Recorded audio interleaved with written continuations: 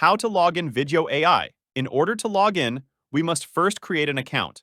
To create an account and receive free credit, I have put a link in the description for you. Click on it and then click on the Sign In option here. Now click on Sign In with Google option here. By clicking on this option, you can log in and work with the site very simply and easily using your Gmail, with just one click.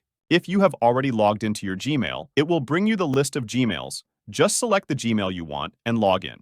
But if you are not already logged into your Gmail, here you have to enter your Gmail address and then enter your password in the next step. I did this and now I entered my Gmail. In the next steps, it will ask you some simple questions. For example, in what field do you want to work on the site?